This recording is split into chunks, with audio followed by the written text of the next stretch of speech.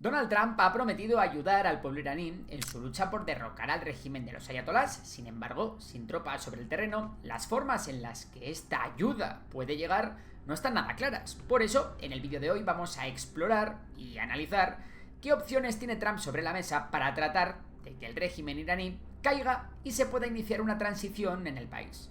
Vamos a ir desde lo más sencillo a lo más complicado, que es una intervención militar directa.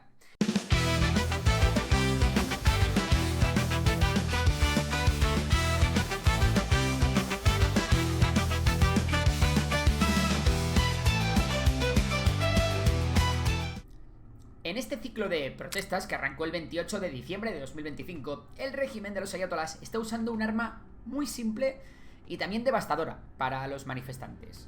Apagar internet para romper la coordinación de todo aquel que protesta, evitar que se divulguen así pruebas de los crímenes de las fuerzas de seguridad y evitar que pueda llegar la ayuda médica a tiempo a las manifestaciones e incluso impedir el típico mensaje de estoy vivo, ¿no?, que pueda mandarle un manifestante a su madre. La primera forma en la que Estados Unidos puede ayudar es colaborando para sostener la conectividad cuando el régimen iraní apaga la red por completo. Hemos visto testimonios de que una parte logra conectarse de forma irregular con internet satelital, con servicios como Starlink, que entra de manera clandestina en el país, mientras el régimen intenta detectarlo y hasta interferirlo con medios militares. Ahí Estados Unidos puede ayudar quitando trabas legales y financieras para proveer de este tipo de comunicaciones a los iraníes y coordinando mejoras técnicas con proveedores para resistir las interferencias. Si la gente puede hablar, compartir pruebas y organizarse, incluso a trompicones, la represión se vuelve mucho menos eficaz y más insostenible de cara a la imagen internacional del régimen. Para proveer el hardware, Estados Unidos puede utilizar su red de agentes de la CIA y colaboradores para realizar el reparto de dispositivos Starlink. Incluso puede aprovecharse de la extensa red que el Mossad israelí tiene en todo el país persa. Bueno, vamos con más. Durante estas protestas estamos viendo un patrón que se repite una y otra vez.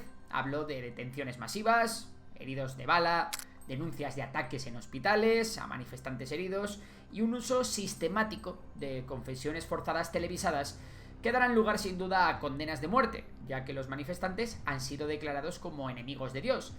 En este contexto, la ayuda más valiosa es la que reduce el peligro individual de estos manifestantes, porque cada detenido que vuelve a casa, cada herida que se atiende a tiempo o cada familia que no se queda sola es un día más de oxígeno para el movimiento iraní, ¿no? Por eso Estados Unidos puede apoyar las redes de defensa jurídica y los derechos humanos que se puedan quebrantar en el país, ¿no?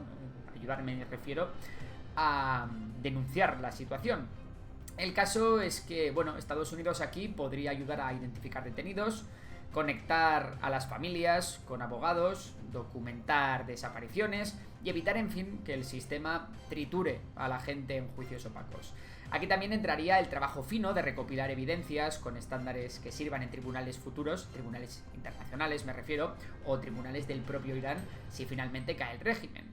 Y también de empujar junto con sus aliados para que haya unas garantías mínimas en los procesos judiciales. Aunque siendo realistas, esto es casi seguro que valdrá de muy poco. La palanca humanitaria, la de la ayuda humanitaria, también es importante e incluye pues el apoyo a la atención médica, suministros, rehabilitación de heridos, apoyo psicológico y la ayuda directa a las familias de los detenidos. También son necesarias vías rápidas de visados y protección para personas en riesgo, como pueden ser periodistas, defensores de derechos humanos o médicos que puedan ser perseguidos.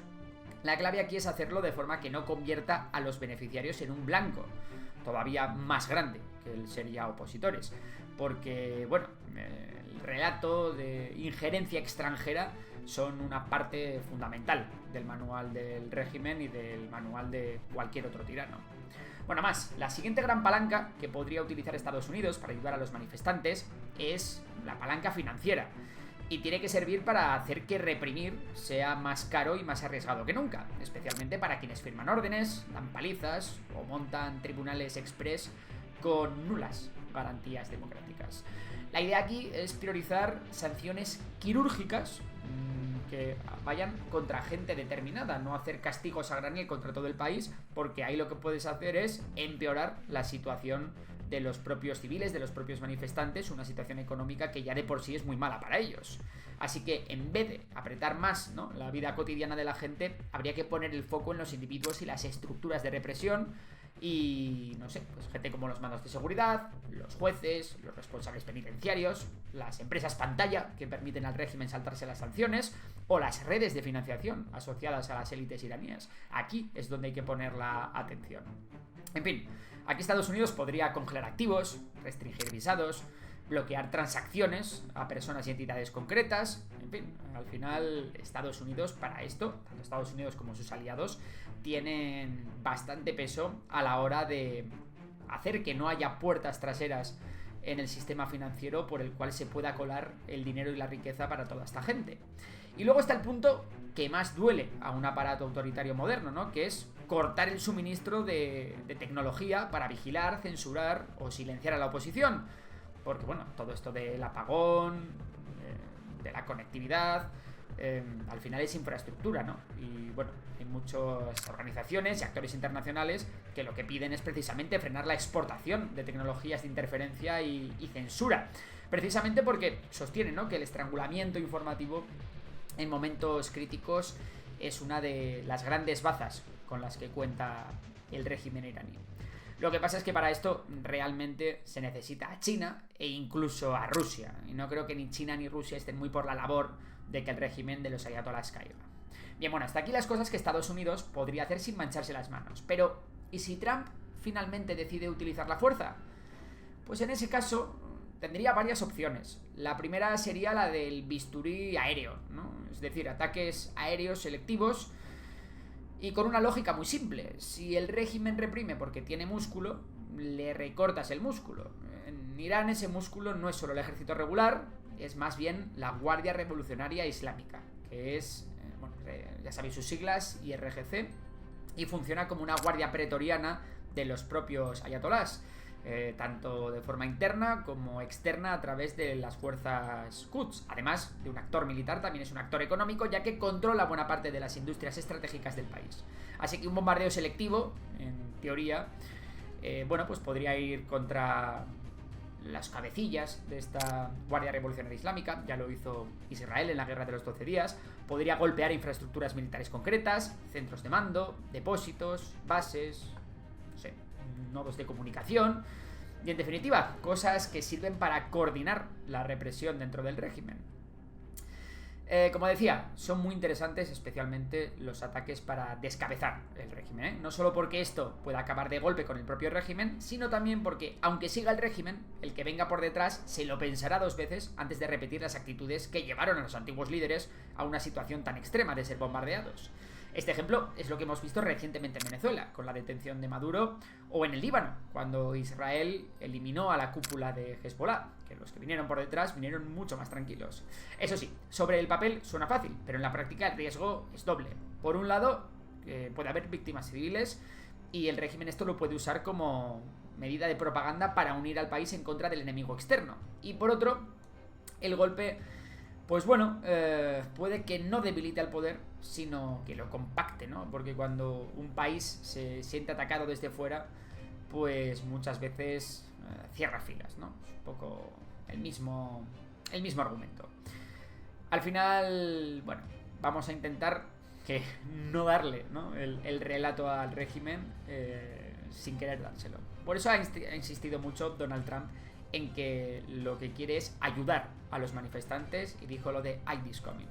Bueno, la segunda opción que tiene Estados Unidos es establecer una zona de exclusión aérea. La idea aquí es poner un candado en el cielo para impedir que el gobierno use aviones o helicópteros para atacar a civiles o para aplastar rebeliones. Todavía no estamos en ese punto, pero si hubiera una especie de revuelta armada, de golpe o de guerra civil, sí que sería necesario, ¿no? El ejemplo más conocido aquí es Libia, en 2011, cuando se presentó esta zona de exclusión aérea como una forma de proteger a la población, y de hecho sirvió junto con una campaña de bombardeos para acabar con el régimen de Gaddafi. Lo que pasa es que el resultado luego no fue bien, fue una Libia que se convirtió en un estado fallido. También parece fácil, pero bueno, aquí ojito, que también tiene sus riesgos. Primero, hay que neutralizar las defensas antiaéreas, los radares y los sistemas de misiles, porque si no, los aviones no vuelan seguros. Así que la zona de exclusión, lo primero que tiene que hacer es empezar por una campaña de ataques que dejen ciego al país que la sufre, ¿no? Y eso sí que ya es una intervención militar en toda regla, con los riesgos que tiene de escalada, con las respuestas directas o indirectas que pueda llevar a cabo Irán a través de sus aliados o por sí mismas, e incluso la tensión de que, bueno, Irán pueda cerrar el estrecho de Hormuz, o incluso atacar a las monarquías del Golfo Pérsico, lanzando misiles, por ejemplo, contra sus plantaciones petrolíferas, ¿no? Luego, la tercera vía sería el uso de operaciones de fuerzas especiales. Aquí el objetivo no sería invadir ni ocupar, sino hacer operaciones limitadas como rescates de personas, extracción de disidentes, sabotajes puntuales, asesoramiento sobre el terreno a grupos que se estén organizando, coordinación de inteligencia o incluso eliminar de nuevo elementos de la cúpula política o militar del régimen. Este tipo de intervención tiene dos ventajas aparentes. Por un lado es más discreta y puede ser más rápida, pero también tiene dos problemas clásicos. El primero, que si se descubre o sale mal, la humillación pública puede ser enorme, imagina, ¿no? Como quedarían... Bueno, de hecho las fuerzas especiales ya tuvieron un revés en Irán bastante grande. Y luego el régimen lo mismo, lo puede usar para justificar una represión todavía mayor. Y el segundo problema es que apoyar grupos en tierra siempre abre una caja de Pandora, porque en una crisis interna no siempre es evidente quién manda, quién representa a quién es moderado hoy y radical mañana, y quién está infiltrado.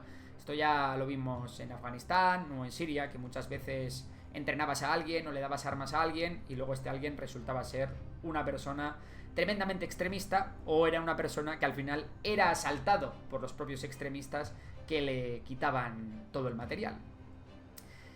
No obstante, asaltar y bombardear no son los únicos recursos militares de Estados Unidos, ya que si Estados Unidos quisiera meter mano sin salir en la foto, el camino típico no es enviar marines, sino abrir un poco también la caja de herramientas clandestinas, ¿no? Aquí la CIA cuenta con un historial largo de operaciones encubiertas para influir en escenarios políticos fuera de las fronteras estadounidenses y especialmente en Oriente Medio.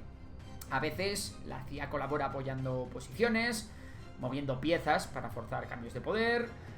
En fin, hay un montón de cosas que puede hacer la CIA. De hecho, en la propia ley estadounidense, una acción encubierta se define como una actividad para influir condiciones políticas, económicas o militares en el exterior, procurando que, bueno, el papel de Estados Unidos no sea aparente o no se reconozca públicamente.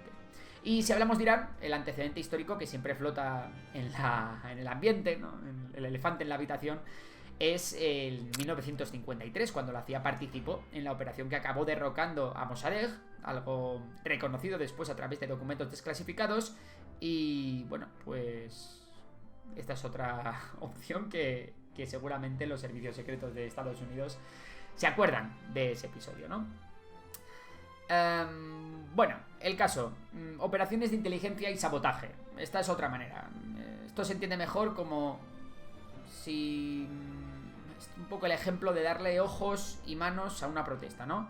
Ojos significa información. Por ejemplo, alertas sobre movimientos de fuerza de seguridad, patrones de despliegue, dónde están los puntos calientes, ¿no? Basta con que el régimen pierda el monopolio de la información y empiece a moverse con la sensación de que le miran por encima del hombro. La parte de las manos, decíamos manos y ojos, pues las manos sería más el sabotaje, ¿no? La parte más delicada.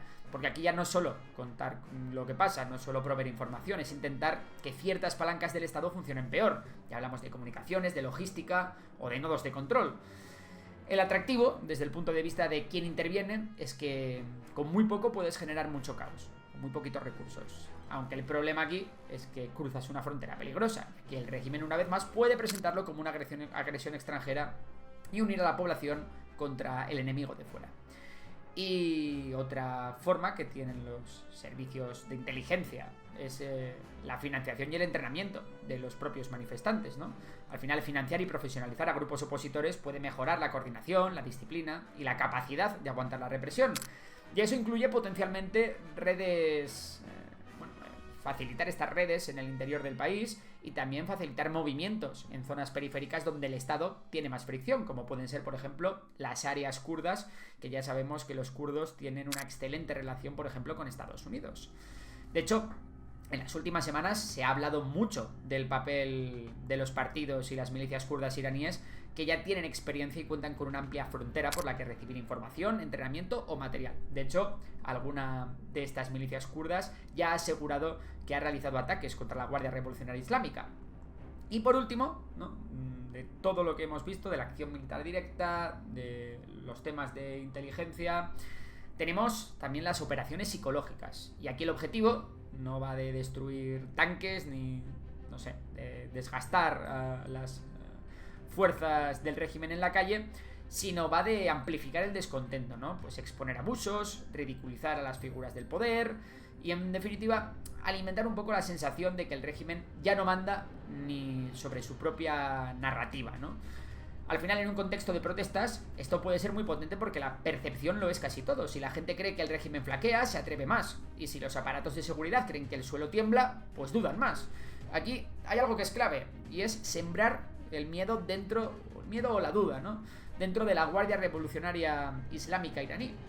Y es que si los propios soldados o los mandos intermedios temen que el propio cuerpo pueda estar fracturado, o si tienen dudas de la lealtad de algunos de sus compañeros, ahí sí que podríamos empezar a ver intentos de golpes, rebeliones o incluso deserciones masivas.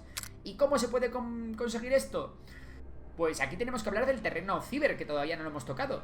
En este caso, la idea es golpear mediante ataques informáticos,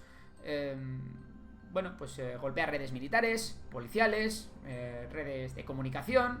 El caso es que coordinar la represión sea más difícil y, como decíamos, la gente empiece a dudar. También más formas. Pueden sacar a la luz documentos secretos, pruebas que expongan corrupción, luchas internas dentro de las fuerzas de seguridad dentro del propio régimen. Al final es un poco, ¿no?, apagarle las luces al régimen iraní y, de paso, abrir los cajones para que el vecindario vea lo que había dentro del régimen. En fin, espero que os haya gustado este pequeño análisis sobre qué puede hacer Estados Unidos para ayudar a los manifestantes iraníes. Y nada, de nuevo, sigo escuchando feedback sobre el nuevo formato. Espero que os haya gustado. Y nada, vamos a seguir cubriendo el conflicto de Irán, que parece inminente el que se va a liar. Así que nos vemos por aquí, por Memorias de Pez. Muchísimas gracias por estar ahí y hasta la próxima.